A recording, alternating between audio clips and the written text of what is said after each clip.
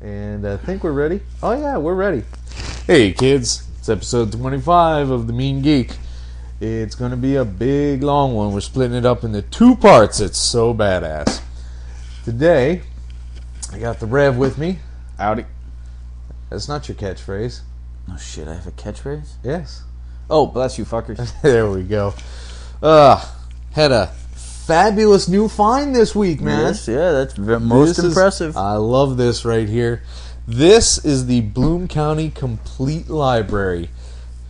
This volume containing 80, 81, and 82 with interesting back matter pertaining to Academia Waltz, the strip he had in the University of Texas newspaper when he was in college, where you can see a whole lot of precursors to just about everybody except Opus and Milo and Binkley. Everybody else is in there. Remember all this shit? Oh, yes. The best thing is that not only are they in chronological order, dated on each page, right? There's little notes that made me feel really ancient. Like, there were references to people like Errol Flynn, and he has to say on the page that Errol Flynn is, was a action-adventure hero from the 30s and 40s.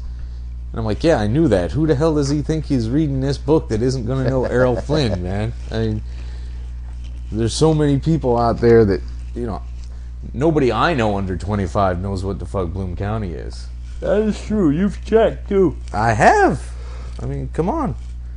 You going to yawn all day? I'm just decidedly thinking about it. But he stops every once in a while and puts in what appear to be real headlines of the times, which may or may not be, because some of them look pretty funky. But there's a lot of stuff in there that even with all the collections I have or have read, there's still stuff in there that hasn't seen print since it was in the newspaper. And he says right in the preface that there's a lot of things he actually had to photocopy from old newspapers because it was so obscure that he doesn't have any other copies of it anywhere. It's insanity. That's crazy. You see the precursors of Lime Killer. We see many episodes where Lime Killer was, actually quite prominent, but, is in none of the other collections. He's in, like, Loose Tales for a few panels, and that's damn near it. So, this is a primo find for the Berkeley Breathed fan. All 7 of them. Yes. We're 2 of them. So, you can't wait to get your hands on that, can you? I'm very excited about it. I'm going to have to buy one of those. I'll be leaving it here for you. You can take your sweet time. You know how long it took me to read this? Probably about 3 hours. From cover to cover, you're fucking right on. 3 hours. I sat down when I got back from the shop, and bam, just sat there. And look at else. Who is Ashley Dashley? Do you remember Ashley Dashley? I do not remember. I don't remember any. I am ecstatic that I did not know the name Ashley Dashley before this. I couldn't believe that he took over the Bloom TV station, and he had so many strips. He's got to have like 50 strips in here. Ashley Dashley? Yeah. And I didn't even know who he was because I wasn't reading the paper mostly. I was reading the books. True. Yes, my copies in many cases. Yes. Well, you move, you lose things, but. Now, I understand you also watched a movie this weekend. Yes, as a matter of fact. I watched The Hulk versus. Hulk versus what? Exactly. The title they leave wide open because there's 2 episodes on this. In the first one, it's Hulk versus Thor. And in the second one, it's Hulk versus Wolverine. And I don't know if the Thor one is actually adapted from a real story of the magazines, right? But it didn't seem to be.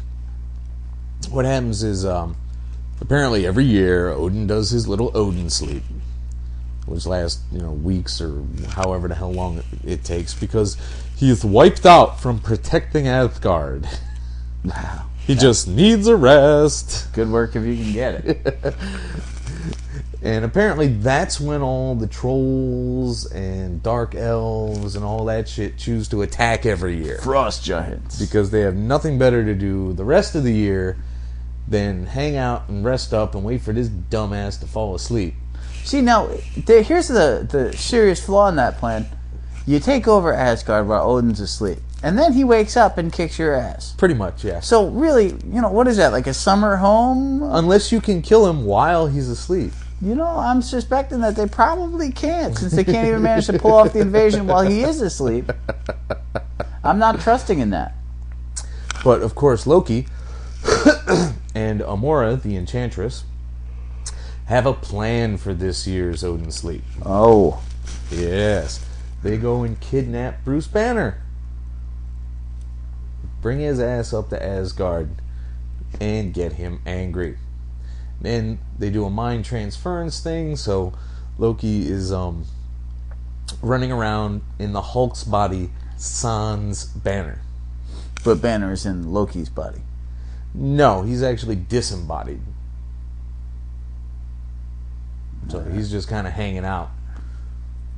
And Amora, they kind of played up the lust she had after Thor, which cropped up in like one panel in 1963. No. Remember when there's been a couple instances of that. After Scourge the Executioner died.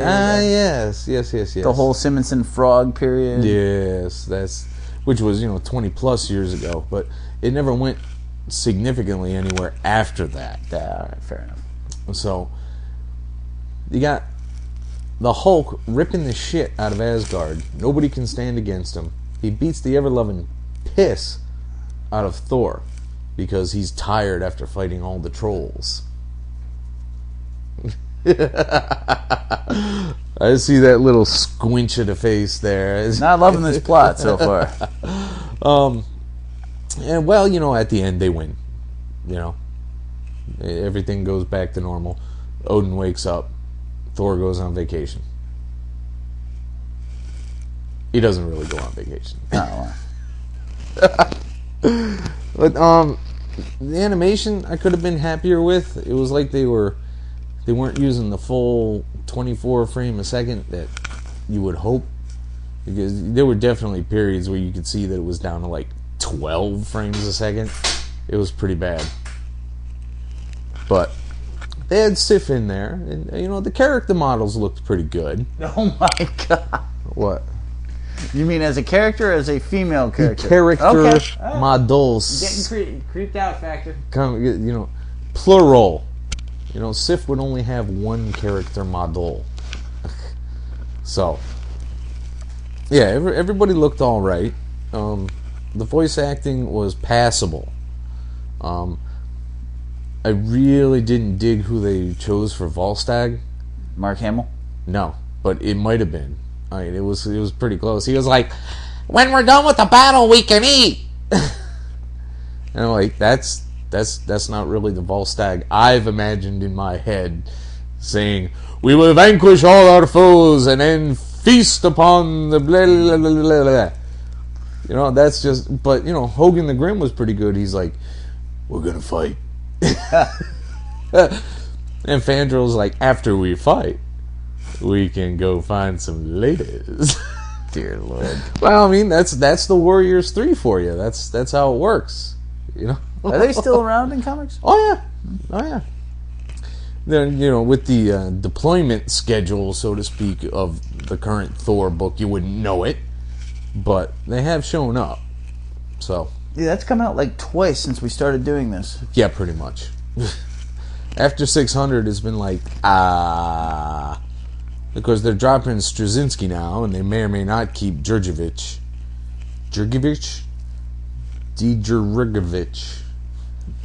I will love him and squeeze him and call him George. Call him Djurjevic. There you go. Alright, so that was the Hulk one. That was the Thor one. Yes. Maybe I started it too late in the evening. Yeah. Which is quite possible. But From what I do remember and what I did pay attention to, Hulk versus Wolverine was an expanded and updated Hulk 181, 182. So it really follows the storyline. Yeah. Okay. For the most part. They start adding all kinds of crazy shit, like suddenly Deadpool's there, and suddenly Omega Red's there. Oh, good. It's like, because nothing is not made better without an Omega Red appearance. Oh, of all the terrible villains they could have thrown in there, I mean, Omega Red was... And I'm not even sure why they needed Omega Red in there. I was dozing for the second half of it, which, gives a lot tells you a lot. Yeah. Dude, Omega Red is one of the bastard marks of bad writing. Ugh. The early 90s. Has that guy even made an appearance in the last 15 years? Here and there in small degrees. I don't think he's ever been the main villain of a story since then, because that would be pretty bleh, Bleh, bleh, bleh. but it's definitely worth a rent. I'm not going to be buying the Blu-ray edition, But I mean, they got the Wolverine voice down pretty good. He fought pretty well. But the Hulk in a video medium, where they have to actually make him make sounds. Right. I've come to the conclusion that I'd rather he just shut the fuck up, because you can read Hulk smash, and you'd be like, all right, you hear it in your head, Hulk smash. But if you hear somebody actually go, Hulk smash, you're like, that just sounds fucking stupid. Spoon. And puny human? No. You can get away with it on the printed page. You'd be like, puny human. But when he comes out with puny human, you're just like, fuck that for a month of Sundays. So this has more to do with the voice acting than the... Oh, well, at least the Hulk's voice acting. Anyway, I was not happy about that. But like in the new movie, I was quite happy with it, because he never, he just growled a bit, and then, why are you flicking a knife at me? Just to see what happens. You're a scary cat, Rev. You're gonna end up like Deacon Blackfire or some shit. But no, at the end of the Ed Norton movie, he says Hulk smash, and I mean that was okay, because he didn't say shit the rest of it, so we didn't have to deal with. Have never seen either Hulk movie. Really, no. The second one is definitely worth it. The Ed Norton one is definitely worth it. Absolutely, it's a whole lot better put together. There's no radioactive fucking dogs. Fucking what? Gamma poodles. I have no idea what you're talking about. And there's no Zaxxes. Remember when Thunderbolt Ross merged with the lightning creatures, the Zaxxes? That's in the first movie? Yeah. Wow. Yeah. Not so good. Yeah. No, it wasn't. But in the movie, it wasn't even Ross. It was his pop. Yeah.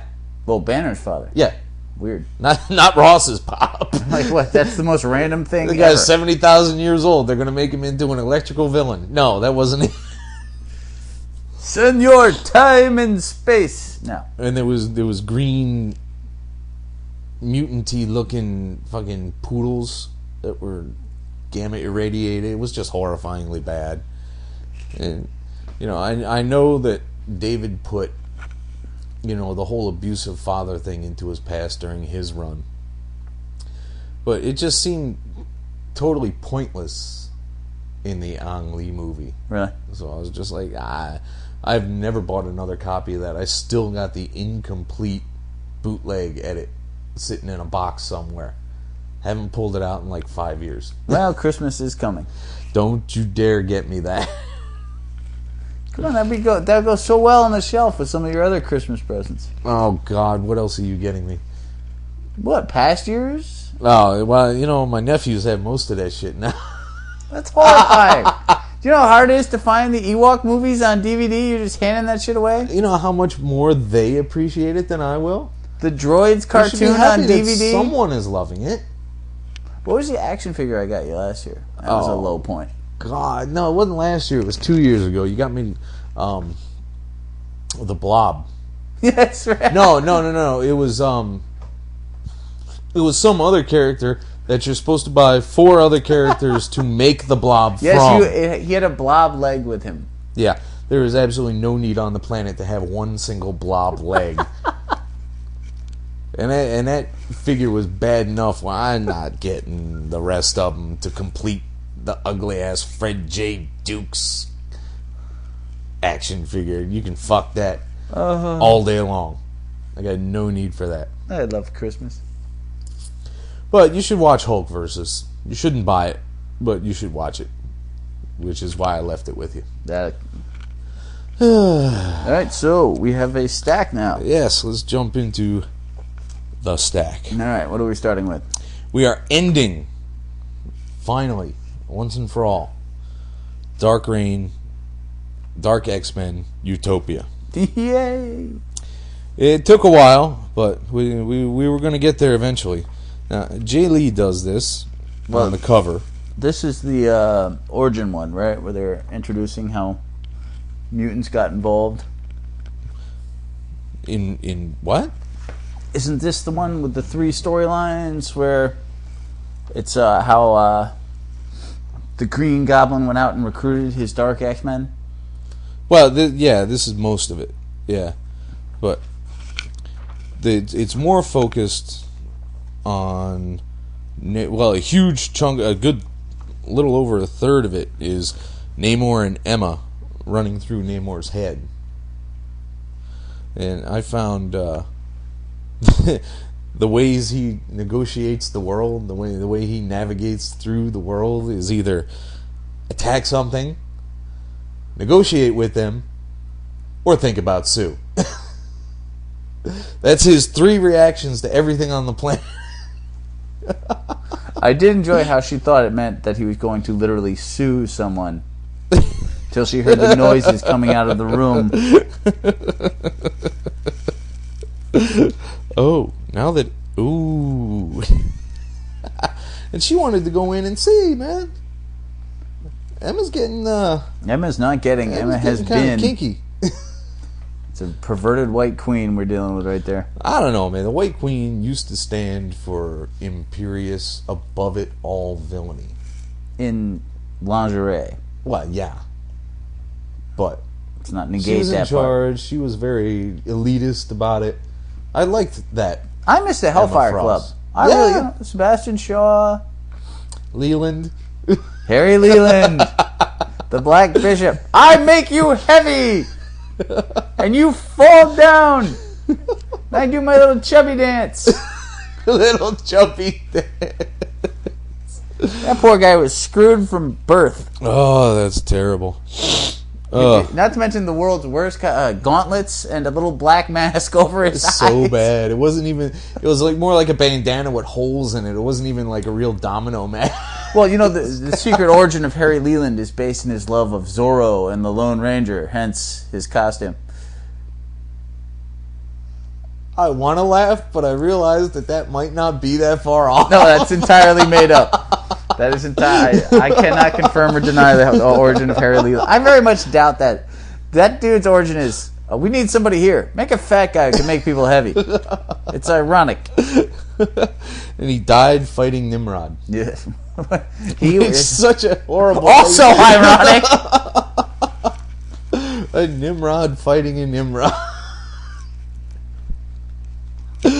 Oh. Back to the White Queen and Namor.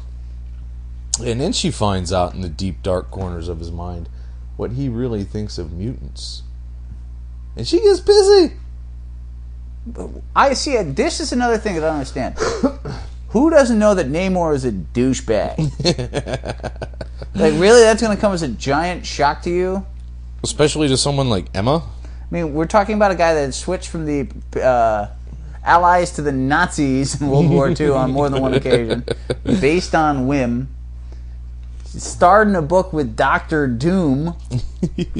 Has repeatedly tried to steal the wife of someone else, and walks around in Speedos with wings on his feet. Yeah, she couldn't have failed to realize that, he may very well think of mutants like that, because he doesn't want to be a mutant. He wants to be Imperious Rex. That's what he's all about, being in charge. Now, when the Namor movie comes out, how do you think Imperious Rex will sound with somebody? Pretty fucking poorly. Imperious Rex! I can see it. I can actually see it on the posters. I can envision him standing there, very beefcakey. Not that I want to imagine. Yeah, I'm sure that, you're picturing it right now. And underneath it, Imperious Rex. I can imagine him doing that. I just hope they don't ever make him say it. Or if he does mention it, to be like at the end, it says, "Where are you off to now, Namor? To ascend to my throne, Imperious Rex." And then roll credits. To me, so we don't have to think about Imperious Rex for any Imperious length of Rex time. just sounds like a really lame dog trick. Stand up and look haughty, boy. Come on, Rex. Stand up, look haughty. No, I don't. The Namor movie should not be rushing to theaters in production. Plus, who could possibly wear that hair? Ooh. I don't know. That's it, kids. There's your new contest. Send Who in, can play cast Namor? the Namor movie. Which is basically, who can play Namor? In a Speedo. Really, what With is that hair. What is the background characters of the Namor? Do you go back to the Byrne issues when he was a corporate monster? You'd pretty much have to, because there's no... there's Namorita, and... Really? Is it Namora and Namorita? Yeah, there's one of each, yeah. Wow. Namora's his mom. Is the Namor Rex the Wonder Dog out there as well? No, they really don't have aquatic dogs, really. God, this is right. I mean, there's... Namora and Namorita? Yes. His big bad would have to be Atuma, so that would be... is he really that big a bad? No, but I mean, they can, once they get the rights to that Beach Boys song, Atuma Mahama. That was terrible. Horrifying. But I didn't make any of this up. This is the world that Namor exists, and yet this guy constantly comes back. Well, he comes back by himself. He doesn't bring along Atuma and the rest of them. Throw Namora and Namorita and Atuma into the family van and drive around the country solving crimes and getting in adventures. That would be funny. That one I might be down with. This is why I hate Namor books. Even when I was obsessed with, and you remember this, even when I was obsessed with John Byrne, I picked up some of the Namors. I'm like, what the fuck? I wasn't even old enough to use that word, and I was sitting there like, what the fuck? Why are you wearing a suit and being an attorney? What is this happening? So, yeah, Namor's a douche. So, they agree that he's an idiot, but they need him. So, they team up, and they'll continue it later. Now, the next third of this book. The Mystique. Mystique running around as Wolverine. And which says all kinds of fucked up things. But this is a creepy ass thing. This book ain't for kids when they start whipping out things like, I know a brothel in Dubai that would pay handsomely to add a shapeshifter to their harem of drug-addled sex slaves. Really? There's like 15 fanboys looking that up, saying, Dubai, where's Dubai? I need to get to Dubai. Please let no one be looking up Dubai, because that would just depress the ever-loving crap out of me. When did Norman get time to go to Dubai? Who knows, dude? I mean, Norman apparently travels the world in depravity. In depravity? What'd I say? Depravity? Depravity. Well, it is pervy. Ooh. No, they're trying to make Norman, they've moved him into this whole Doctor Doom, big time baddie. And that's fine for, where he's evolved to that level. He's a Luthor right now, I get that. Yeah. But he was never this guy. Yeah. No, he really wasn't. He was never the high class Imperious. That word just ain't gonna stop today. Imperious Roy. Douche. Imperious douche. Now marketing worldwide. But this is one of the things that irritate the crap out of me, man. It's only Mystique. She's only a shapeshifter. She doesn't acquire other powers when she shapeshifts. She just looks like the other idiot. So there's this mass, right? And the bikers I can see. She is highly trained. She could whip up a barroom full of bikers. I believe that. I got no problem there. But when they pull out and there's like an entire battalion surrounding the bar, and a battalion is like 1,500 people, and there's armored vehicles and helicopters, and she says, "You'd have needed more men." I was like, well, not unless nobody. All she's gonna do is turn into one of them and walk in the middle. Right. Well, that's not really saying you would have needed more. That's saying I could have snuck out of it. I could have got away. Dude, she's blue. Let her be as tough as she wants. All right. No, I have practical limits sometimes. Dude, she spent her entire life being called Smurfette. Okay, she's probably much tougher than you'll ever be. And you spent most of your life being called Smurfette. So I can only. But thank you for the on that, by the way. I just like to point out. But, you just plain get tired after like 500. And then the rest of them are just like, when's fucking my turn, man? Well, friendly fire would probably account for a good many of them. Well, yeah. And then, as if that wasn't lame enough, let's throw in Jean-Marie even crazier, Bouvier, who no one has seen in years, or missed, or cared about, or remembered. I had to think. I couldn't even. When I read that first page, I'm like, "Who's this idiot?" I was immediately there, like, "Fuck, Alpha Flight has come back to haunt me yet again." Oh, North Star's sister, the non-gay one. Yeah. Well. Now, North Star, they backpedaled on that. Really? I didn't hear that. They said later on that he wasn't dying of AIDS and he wasn't gay. He was just from a mystical realm and he was getting sick because he was too long away from it. Oh, he's not gay and he's not dying of AIDS. He's just a fairy. That's much better. Oh my God! No, I'm not fucking with you.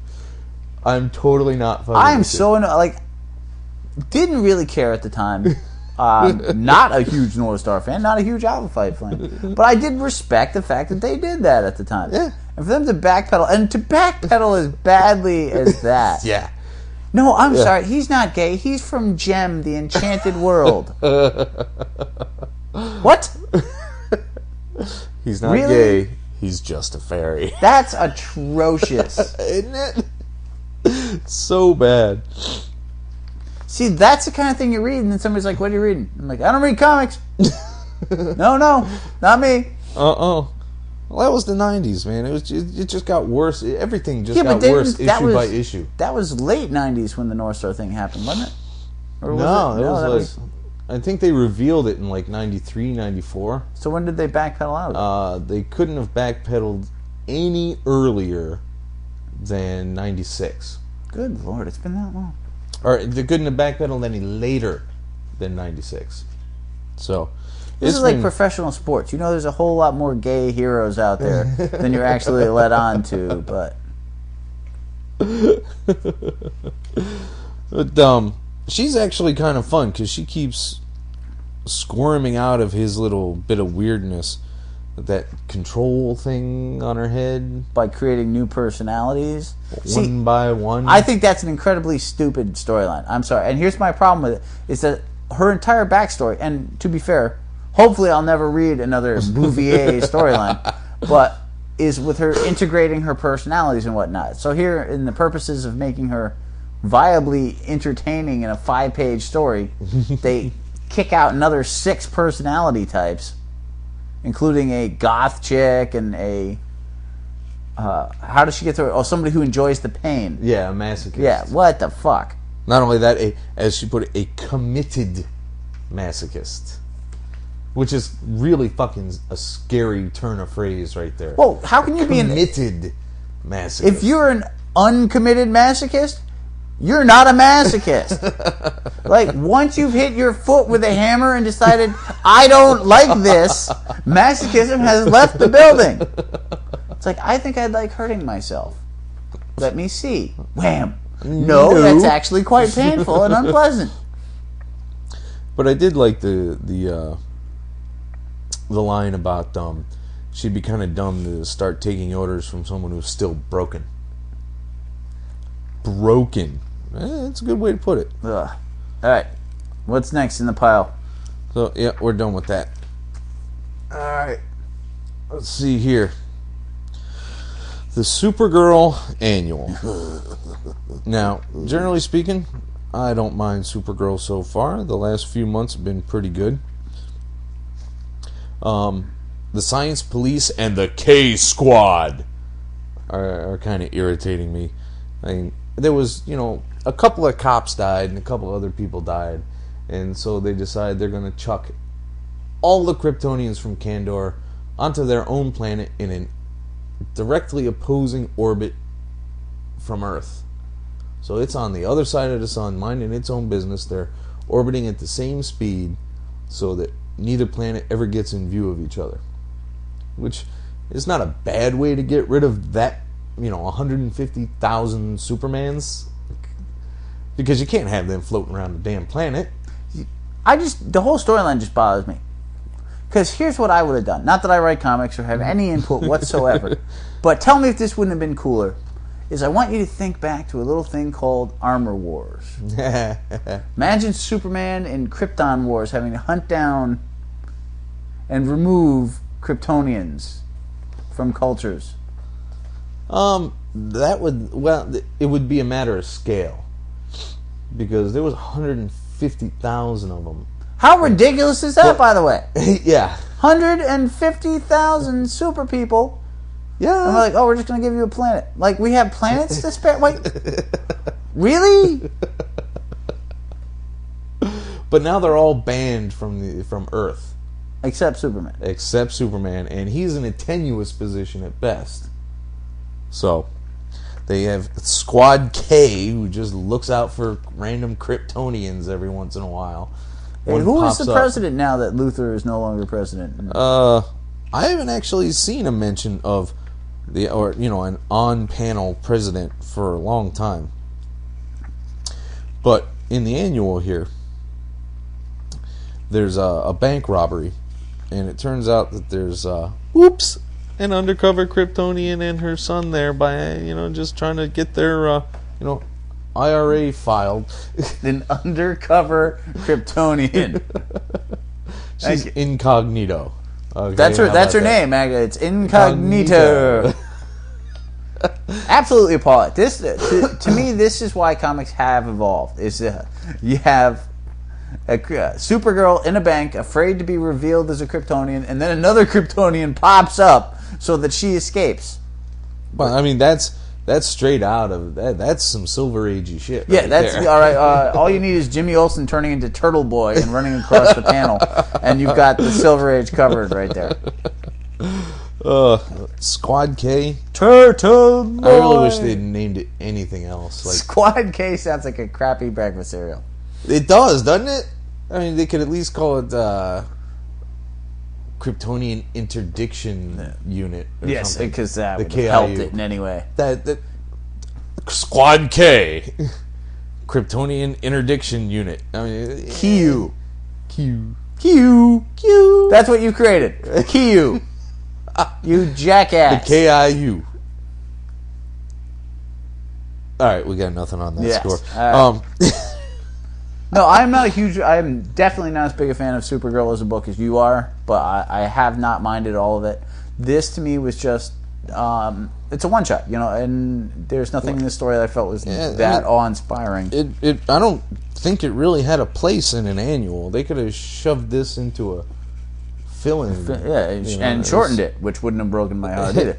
But no, this used to be the classic annual, though, a storyline that had vague implications of something, went nowhere, and was never talked about again. Right. But you know what pissed me off?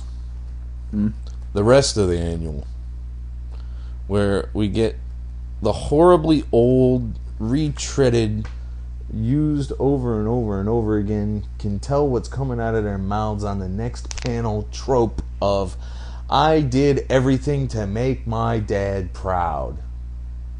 I'm pissy at my sister because she got all the attention. You know, it's just, how many thousands of times have you seen this in any entertainment, anything? Well, you know, I mean, there's still parents and there's still siblings, so there's always going to be sibling rivalries. Sam Lane, Lois Lane, and Lucy Lane. I'm so glad his name isn't like Levon. You know, thank you for giving us that much. It was interesting to see the evolution of the... Well, no, it really wasn't. No, actually. I mean, she went to war to make her dad proud. She volunteered for the Superwoman suit to make her dad proud. And then she got killed. And now the general's didn't complete her pissy. mission, so she never really made her dad proud. She got absolutely no fucking place. So, I mean, just give me something else. Give me something else. Maybe even just straight hatred of Lois wouldn't have been so bad. Maybe she wanted to bang Clark. Maybe, you know, give me something different. Twist it just a but teeniest even that's bit. Not different. No, it really isn't. Yeah, it's just a different cliche. Isn't. But that one, I swear, I read so many things so many times. I'm like, oh, God, they're pulling this one again. But particularly in this medium, it's really difficult because you got to put out at least one full story a month. Not if you're Thor. A month. Not if, well, yeah, not if you're, not if you're J. Michael Straczynski or Mark Millar. So, you know, really, those rules no longer apply. But at least Justice League's been on time. Rapture. Yeah, you're getting absolutely nowhere with Justice League, are you? My problem here is that Justice League to me is a book that works when you have big guns involved, or you have really low guns that are funny. Yes. You know, if I get to watch Booster Gold, Blue Beetle say pithy and funny things at each other all day long, I can handle that. However, what I can't handle is having to take Vixen seriously. Yeah, I'm not capable of that. And God bless Len Wein for still getting jobs at this point, because they have this terrible, terrible habit of putting hard-working, productive guys out to pasture. And sometimes it's justified and sometimes it ain't. Like Chris Claremont should have been shot in the pasture. Oh, now, you know. Well, we haven't really followed his rewrite after that first issue, so... Well, no, I read 2 more. Did you? After that. I have not. And I flipped through another one in the shop, and I'm like, oh, Jesus, this is fucking... Ugh. But then he was already burning out in Sovereign 7. Yeah, well, I mean, you burn. Everybody, what people... How do I put this? Claremont was such a huge success at one thing that he really was trapped into a situation where if he tried to do something different, people didn't react well. Right. Like, Sovereign 7 in many ways felt like the X-Men. A bunch of people with weird powers really did. That kept crashing through walls and meeting random strange folk who would then help them and fall in love with one of them. Garbage out. You know, the similarities were huge, and he was trying other aspects of it. He was.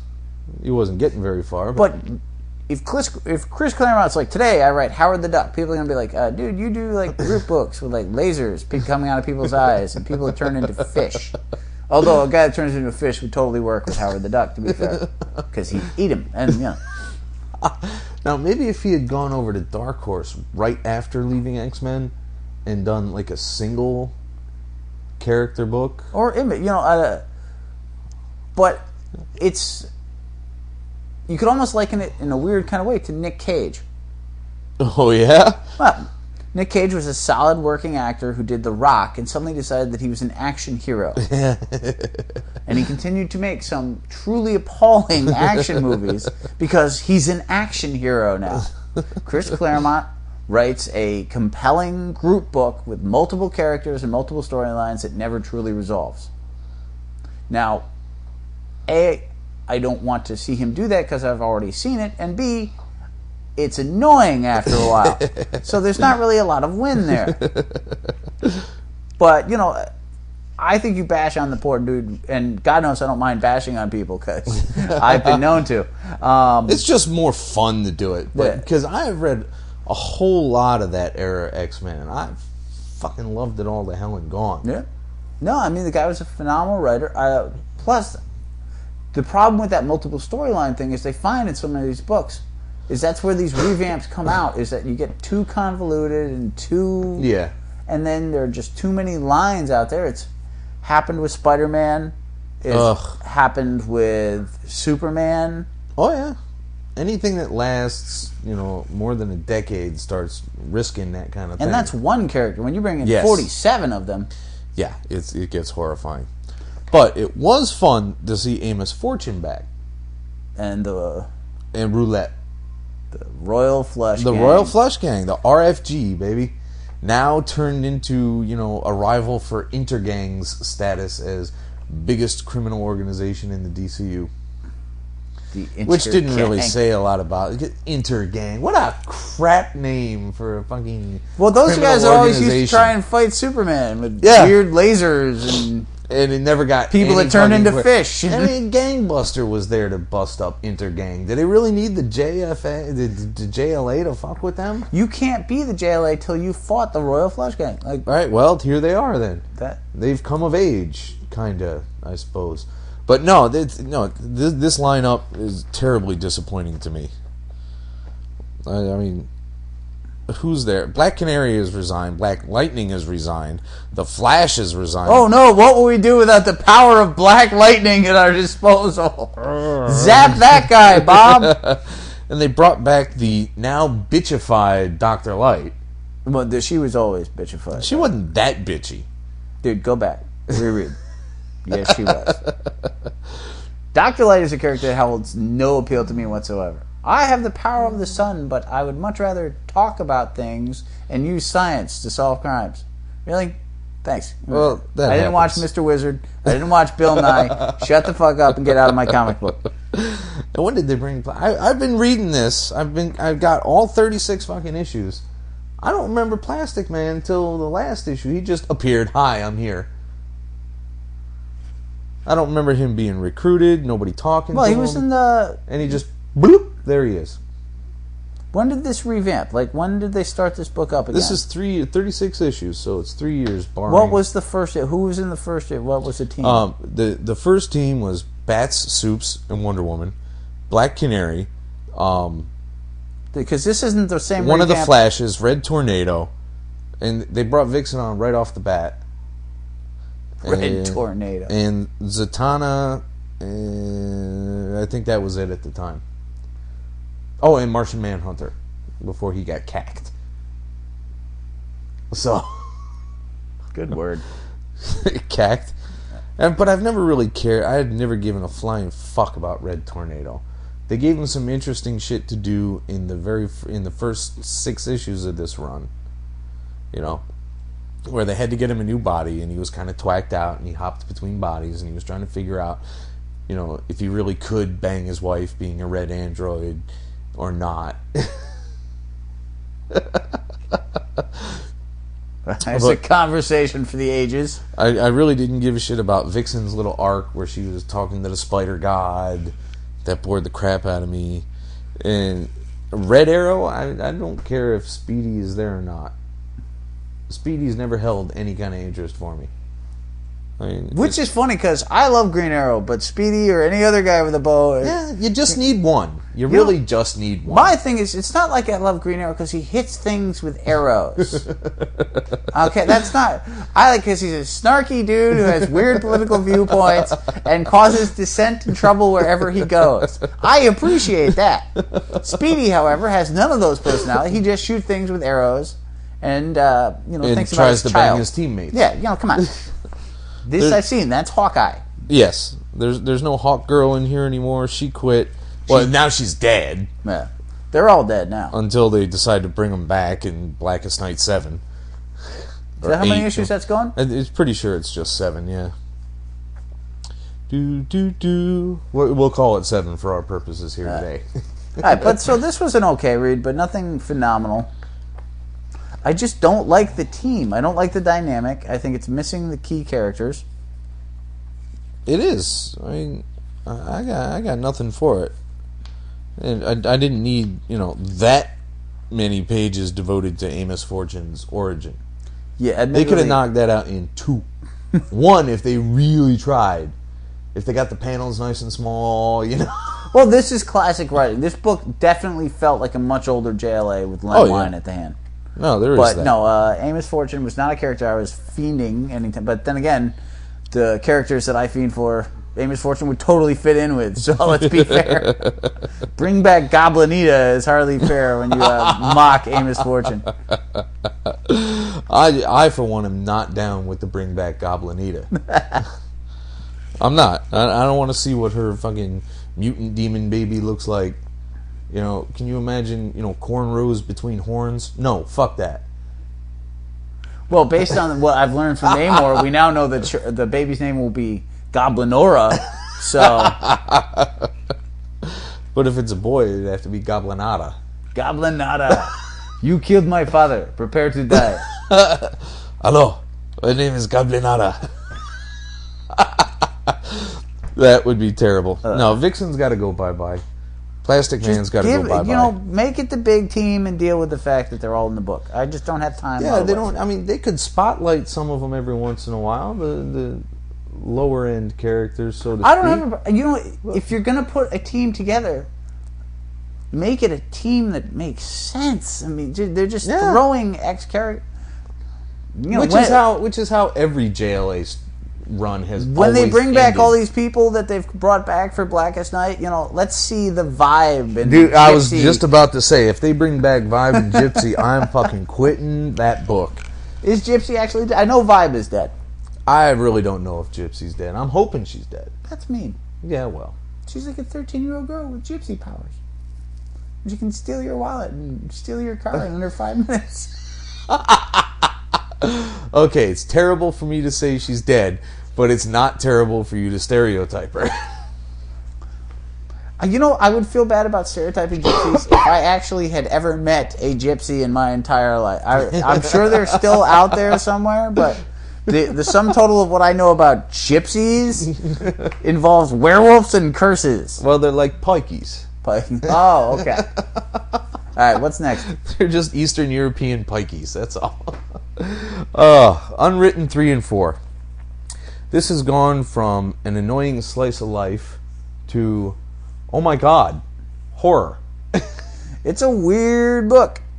But I swear, if they write the words torture porn in this thing one more fucking time, I hate that phrase. It's just an amazingly creepy fucking phrase, man. Well, isn't it also an issue for you that your namesake in real life, who I'm not going to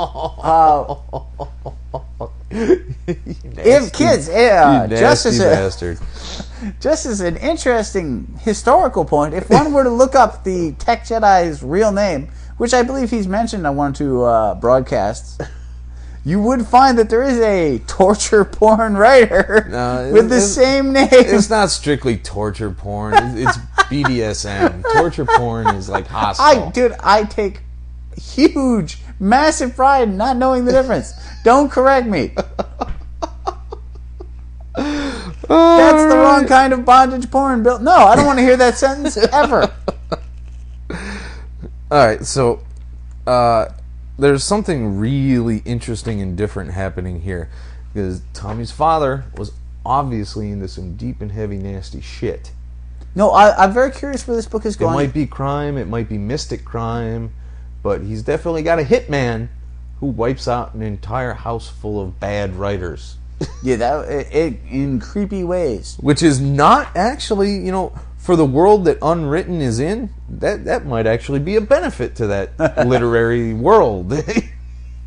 Because these guys, one is writing Twilight, essentially, or, Anita Blake, take your pick. Anita Blake. Which has her own comic, which is even weirder. Which I take... sorry, Nikki, but... Thanks so much for never bringing that to read. I didn't. That's what I'm saying. Thank you for never bringing Anita Blake. I got one person I'll buy that for, and it ain't me. But there's lots of interesting developments happening now, where the first two was like, okay, he's pissy about being, everybody calls him Tommy, but now things are getting interesting. No, the book is moving well. It very much feels like a Vertigo book. Oh yeah, And it's not dissimilar to some of the Books of Magic reads. Yes, very good parallel there. Although on a much higher adult level than that book. Well, yeah, that one was for, early to mid teenagers, as good as it was.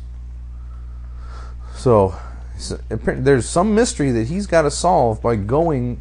Well, I think that he's got to go to the locales where either great magic, great literary things were written or were supposed to have occurred. You think? I don't know. I'm waiting for him to enter a book at this point. I would prefer he didn't enter a book. I love that you get a vote. I would prefer that they found some other way for him to interact with literary than actually go into a book. But they're coming out. It's only fair. But no, I definitely endorse Unwritten. It's a good read. I would like it to build a little bit more quickly. Although this might be the ramp up right now. I don't even know if I'd necessarily this may jump say right quickly. in with 5. It's changed tone, considerably in a 4-book series. Yes. I'm curious to see where it goes. It almost feels like a Hellblazer thing, storyline to storyline, the tone changes. Which wouldn't be too bad because Hellblazer has had some damn fine stories. True, but entirely different base. Where is this book going to go after things get resolved? Yeah, that is a good question. So, we're ready for more. Speaking of things that I'm not ready for more of. Yeah. Number 3 and 4 of Red Robin. Red Robin. I can't look at this title on the rack and not think of that stupid commercial. It kills me. I can't do it. So, 4 issues in, it's going to get interrupted by Blackest Night. See, and this thing, 3 says it's to be concluded, but 4 says next is Council of Spiders, and it didn't resolve anything. So that's already irritating. Introduced the Widower. Woo! Don't give a good goddamn. Kind of a Dr. Midnight look to him. Yeah, a little bit. But he took out all of the League of Assassins. What hope could Tim actually have? He'll just punch him and fall down. Well, yeah, pretty much. He found the cave where Bats was. What did he hope to do in the cave? There's nothing left. No, there could be clues. I mean, cave clues. There's a bat on the wall. That's about all the clues he's got time to find before the Widower shows up. But he can't help that. I mean, if it weren't for the death of the assassins and the attack of the Widower, then he might have found other bat clues. But don't say bat clues. What? Once he completes compiling all those bat clues, is he going to call Batman on the bat line? Exactly. He'll take the bat car to the bat copter. Ugh. No, See, that's another thing that's irritating me about the Morrison run on Batman and Robin. What's that? Everything's a bat something again. Hey, it's I don't want them to be. I like Batarang, Batmobile. Everything else is just shark repellent, bat belt, grappling hooks, bat belt, utility belt. Bat belt. It's not a bat belt. Bat booties. Bat booties. No booties. Bat cowl. No, cowl. Simon Cowell. Get the fuck off this podcast. No, you actually had a really good point about the Red Robin book before you'd even bought it. You're like, I didn't read Robin. Why would I read Red Robin? And this book is pretty much, to me, endorsed that feeling. Like, if you liked Robin, you'd probably be enjoying this. It's not badly done on some level where I'm like, no, you're a bad person for liking that. I just don't happen to like it. It's not doing anything for me. I'm not invested in the character, and once this storyline is done, I assume you'll be dropping it. Yes, it's totally gone. Because I don't really care about any new direction they may take it after Bruce gets back. And right now, this book is about the quest to get Bruce back. So, it's like one of those other Quest books, Quest TV shows, where the whole point is they start you off with the premise of, we're on a quest. Well, what you gonna do after that, motherfucker? Shouldn't you end it all when it's done? Are they gonna I will quit walk Red the Robin earth and like start another Caine in Kung Fu? Or I'll ride with Namor and Namora and Namorita and Atuna and Name Dog in the Name Van and solve mysteries like Scooby Doo. I mean, of all the Robins, I've liked Tim the best, but I want him around with Batman. I don't care about his own shit. I always thought you were a much bigger Dick fan. I figured you would. Yeah. All right, having established what a douchebag the Rev can be, let's talk about more douchebags over in Kick-Ass number 7. This is the best book ever. It's so fucking awesome, isn't it? I think they might curse a little bit much, even for me, because they're kids. I don't expect kids to be swearing so effectively. I knew you when you were a kid, and you swore a lot then, too. Yeah, but I grew up in fucking Detroit. Well, this guy gets punched in the face on a regular basis. And then electrocuted in the balls. Yeah, I now have to file that off my things I'll never see in a comic book list. Oh. Nope. Guys, I'm not even going to tell you anything about what happens in Kick-Ass. Just go buy it. Yeah. It's a fun read. It's an amazingly quick read because it just is. There's action. The storyline builds nicely. There was a bit of a twist. I didn't expect Hitman to be a... Nope. The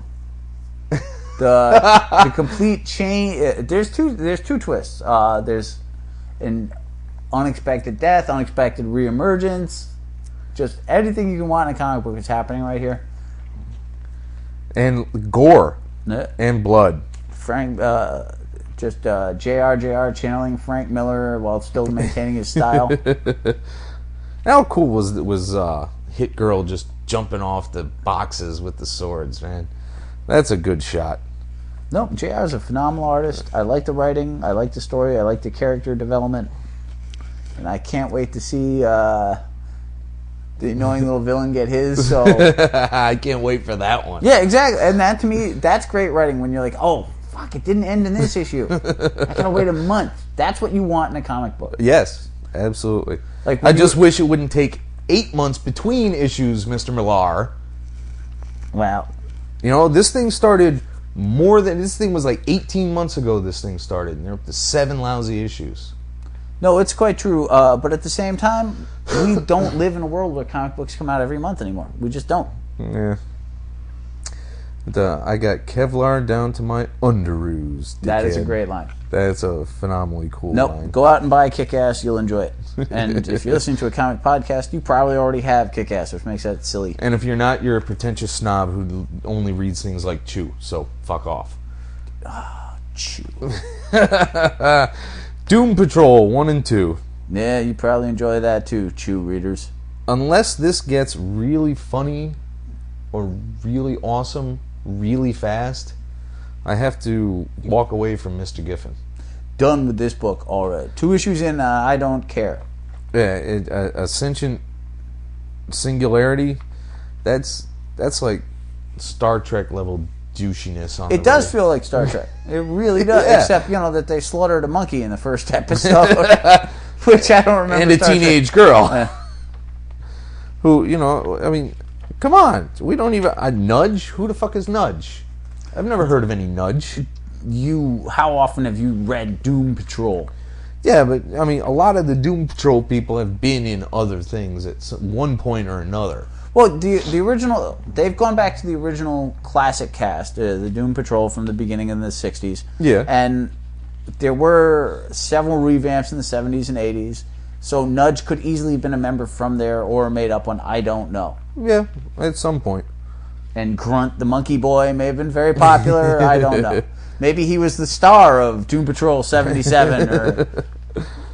But, I remember trying to read one of the revamps and not liking that, and I don't like this. And I love Keith Giffen. Yeah. I think Keith Giffen is hysterical. I have 6 issues of The Heckler. I own them. When you went to a convention, I sent you with one in case he was there to get signed. I'm obsessed with The Heckler, which is not a brilliant book. No. I own 4 issues of Trencher. When's the last time you thought about Trencher? The last time I was trying... Never mind. That joke wasn't going to work very well. Never mind. Good. Forget it. Don't But worry no, about the Doom Patrol, and I don't. Again, if you like these characters, I don't think this is a badly done book. I'm not sitting. To me, there are two criticisms. There's one like I hate it and I want it to die. Like when you hand me a Star Trek comic book. This is just not my cup of tea. I don't feel anything for these characters, and I don't like the way the book is going. It seems to be, they're going to go out and do things. It's very dark. It's very confusing. Everybody's kind of a dick in it. I'm not interested. Now, if this thing was just slightly cheaper, like 50%, I might keep going just for the Metal Man backups, though. The Metal Man backups are definitely more in line with what I want from Keith Giffen. They are far more amusing. I don't... the Metal Men have always annoyed the crap out of me. Yeah, they've never been my favorite group of anything. Because, as you know, when you got my collection, there was a huge amount of one Batman book. And which one was it? One Batman book? One Batman book I had a ton of. Really? The Brave and the Bold. Oh, yes. And every time the Metal Men showed up in the Brave and the Bold, sucked them. Sucked them. Platinum going up to him like, "Oh, Batman, if it weren't for my beloved doctor, you'd be my favorite non-metal person." And she's just outright creepy, man. What happened to Platinum that she's suddenly... she was always like that. She was starry-eyed for the doc, but she didn't just hang around in his bed waiting for him to show up. Well, they couldn't write that back then. They could have gotten away with that in the 80s. Hey, look. But I guess Jocasta broke some ground. Exactly, You got the Wasp robot walking around naked. Man on robot loving his... Anyway, yeah, if this was $1.99 or even, $2.50, I might occasionally get some for the Metal Men, but or from the Metal Men, the way it appears to be going. But at $4 a pop, I can't do it. Now it's again, it's not a book that I would be like, oh, I can't believe you're reading that. I just don't. It's not blowing me away. No. Leaving us with a book with a lot of potential and a lot of potential worry for me. Ultimate Avengers number 2. That is one of the single creepiest origins I have ever It read. is, isn't it? And I'm like, okay, this is all pretty straightforward till they get to the part with the face. Yeah. What? And I'm not going into details because, kids, if you haven't read it, make sure you have a stronger stomach because, damn. I'll go into details. This is a spoiler cast. Oh, good point. Yeah, he slices Cuts his own off face his own face! And then licks the fucking blade. Yeah, that's some goddamn Hellraiser creepy. shit right there. Like, stick some pins in there and your pin face or pinhead or whatever the hell that dude's name is. And this is Cap's biological son, we're pretty certain of. Although, in number 18, they may pull some twist out of there and retract that. But for now, we're saying it is. If he starts dating a gay Canadian, for example. With also no face. Yes. Who knows? Birds of a feather and shit. Yes, the Red Skull is now Cap Jr. That was unexpected. Yeah, I'm not sure I needed that, though. And she's kind of fetishistic here, leave the uniform on, because that's Cappy. Kind of, whoa. You've gone too far. So Cap loses his mind about this? Cap never loses his mind. Cap gets mad and decides to do something, and everything he does is entirely... See, this is where... This is the Cap that you want, in a sense. Not necessarily... I know that you're not a huge fan of the Ultimate Cap, because he's a lot darker than the Cap that you like, but... Something pisses him off. He finds something suspicious. He looks into it, and then he's got 47 plans. He takes care, and then he goes and takes care of business. And that's what you want. You want the Cap that will suddenly, oh, I'm driving here, so it's in danger, but we won't actually crash because I know the exact space that you need to recover after I've knocked you out and you wake up and can grab at the controls. That's scary shit right there. I can see that is very Cap-like in many, many ways. But at least they're not having him bang the Wasp anymore, even though, it's generally because she's dead. But Ultimate Wasp is long gone. Is she? Yep. I'm way behind on the Ultimates. I think she got eaten by the Blob or the Hulk. Pretty That's sure gross. it was one of those. But I'm not reading Ultimatum. I may glance through the trade at one point, but Yeah, right. So, speaking of strange things and alternate caps, I was really hoping they'd leave the Heroes Reborn universe to rot. I was really hoping that they would just leave that to the not- side of the new universe. Yeah, there's right next to it in some dank cellar that's like 10 for a penny box.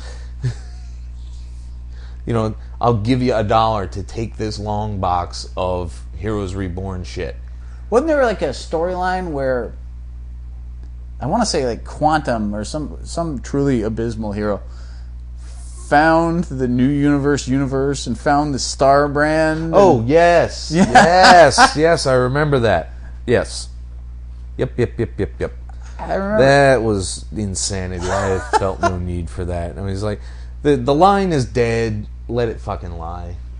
Just let it go, man. If you're going to bring anything back, Kickers Incorporated. No. That is incorrect. There is to be no Kickers Incorporated and no Merc either.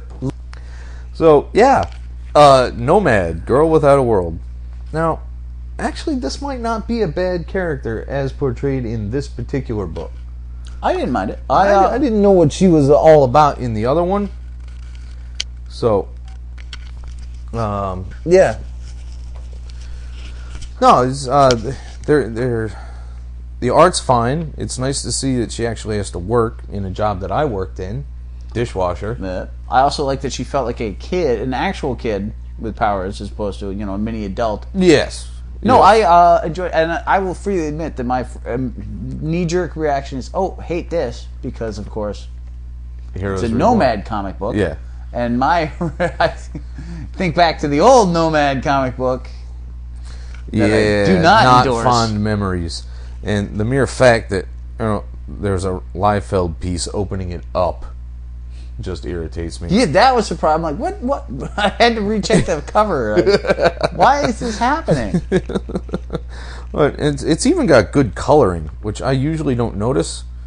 But I know I dug it now. The thing that irritates me, however, and it's a minor thing, I'll grant you, it's incredibly small, and it probably don't mean nothing. I already see the gears cooking in your head, so watch out. Okay.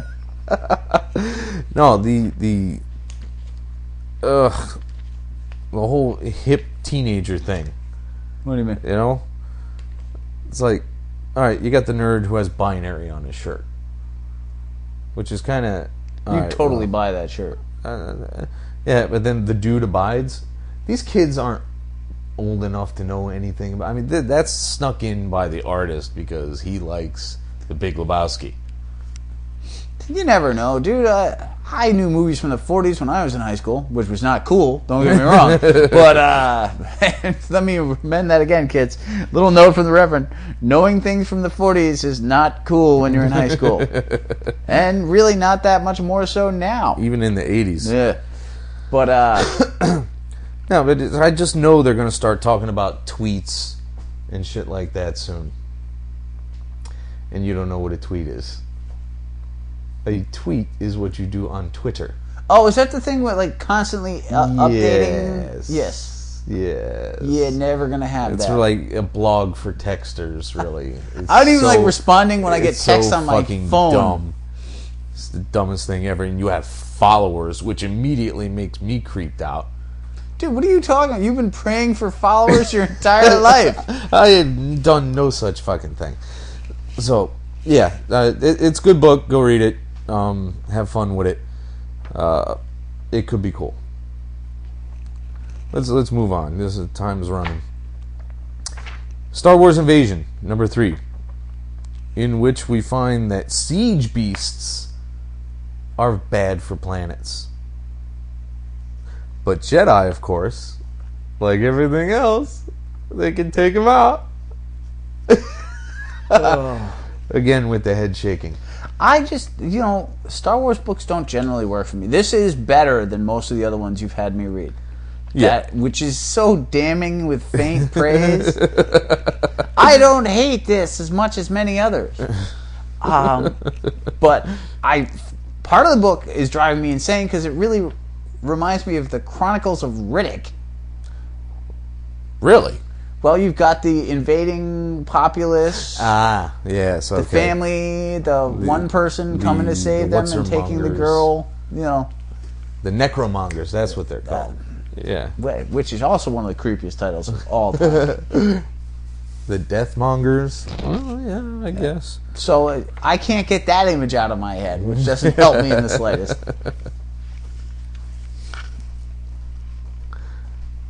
Pause.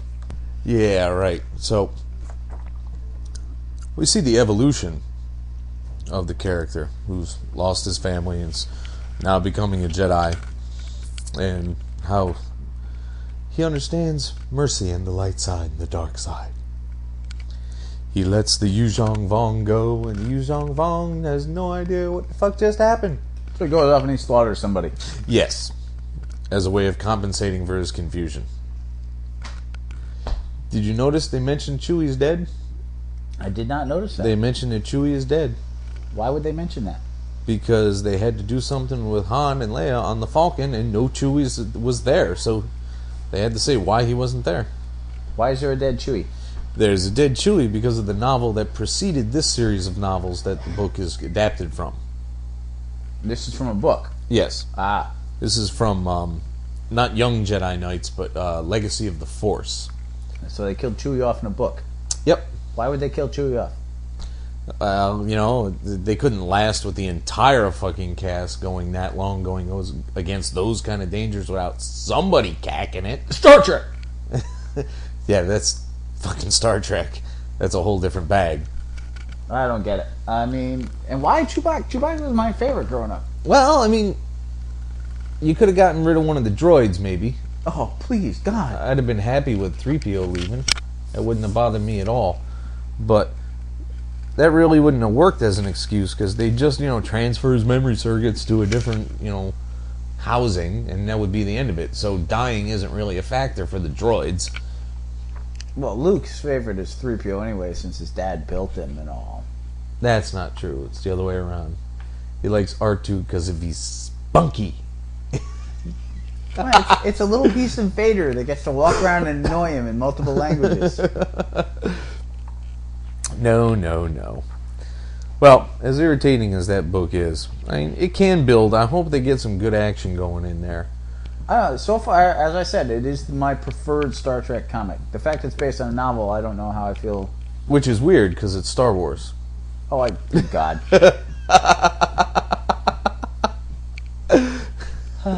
Actually, from you, that I thought that might have been planned. It would. Anything Star Wars is still my favorite Star Trek moment, though. I'll give you that. So, tried something different. I have no idea who Tishman, Bon, or Han are. So I figured I'm going to get a book called Red Herring, which starts off with several pages of a girl in her underwear. I thought this was again promising. David Tishman might be the guy who used to work with Shaken on a bunch of his stuff. Oh, yeah? The co-script writer. I'm not positive, but it's possible. Well, I've never read any of his standalone stuff, if he is, or if he has had any. So, I figured I'd give it a go. There's girls in their underwear. That's always a good start. So many of your bad stories begin with, well, I saw there was a girl in her underwear, so I started.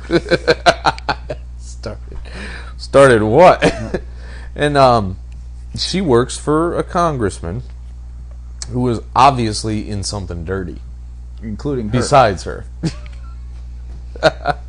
Now, who this herring guy is, and why it's important that she dies instead of the congressman, and what this idiot Wiener is all about, are all very good mysteries so far. But he's got stacks of cash, what appear to be passports, and a girl sleeping after she fell off a bridge. So, it could be interesting. What did you think of it? Like, did you... based on your little experiment here, are you going to buy the next one? Did you enjoy it? I felt it solid enough to warrant the next issue. We'll see where it goes after that. Fair enough. I'm going to end this one with the Marvels Project, one of 8. I wish, can somebody do just a 6 or a 4 anymore? Yeah, they just don't. I want my miniseries to be back down It's at a 4 and maxi 6. series. Except nobody's comic used fan. maxi series since Crisis on Infinite Earths. Camelot 3000. And the cat just shit. Well, you know. Ugh. Vile. You know, it's humorous enough I just might not cut that out. At 1:15:39. In case I leave it in. As the bishop said to the actor. Marvel's Project sets us way back from the point of view of the Angel, who apparently used to be the doctor of the Two-Gun Kid. When was the last time you heard of a Two-Gun Kid reference? Well, I've made a couple because I'm me, but no, the Two-Gun Kid is a seriously forgotten Western hero, as is the Angel, who I didn't even know who that was. I did, but only because I read a lot of comics history. So I knew that he was in Marvel Mystery Comics #1. So, where do we go? We find that there's Nazis trying to experiment on Atlanteans, which is even creepier because they find them even more subhuman than everybody else, every other non-Aryan. But this scene made it worth it because if I have to see Namor, Yeah. I need him being angry, jumping out of waves, ready to kill Nazis. That is definitely the preferred Namor. Also, the water cowboy stuff is Speedo, so, you know, it's a double win. Yeah, well, it covers up the Speedos. Now, the thing with the torch, I mean, really, what the hell kind of materials was he made out of that he catches fire on contact with air? I don't know. How dude. defective was that design? That is the worst mad scientist ever. And then they find out. No, back up. We don't find out. We see a pre-Howling Commandos fury. The cat's tearing apart the goddamn house again. We see a pre-Howling Commandos fury getting recruited to go get Erskine to continue on his. Was he with his teenage best friend Red? Yes. Yeah. Oh, I wonder who that could have been, huh? No, that's it's his fucking Red. Red was his best friend. They joined together. He died in the first mission when he met Dum Dum Dugan. Yeah, I'm that sad. I have that issue. So, the Marvel's Project, I had to reread it before I was really certain whether I dug it or not. But it seems to be a good, prehistory kind of book. So, I'll give 2 a go. 2 is out already, actually. Well, I like Brubaker a lot. I like Epting the artist. Yeah. I mean, I enjoyed it. I'm just not a huge Marvel prehistory guy. I just don't really like Namor, and I don't give a rat's ass about the Human Torch. And I'm terrified when they bring Toro, the Boy Torch, into it. I don't want Toro to show up. There are partners and there are sidekicks, and sidekicks irritate the shit out of me. I'm just a smaller, snappier version of the big guy. I get caught. No, And now I'm going to be captured. Thank you very much. Come again. Got no need for Toros. Or Bulleteer Kids, or whatever the fuck his name was. Bullet Child. What was the Bulleteers? What was the Human Bullet's Sidekick? sidekick? The rifle? I have no Bullet fucking Boy. clue. Who knows? It doesn't matter because the episode's over. And we leave on a confusing note. Which we always try to provide. That's not true. Yeah, an hour and 20 is plenty for one episode. Come back next week when we talk about Batman Arkham Asylum, and whatever the fuck I feel like talking about at that time. Later. Bye.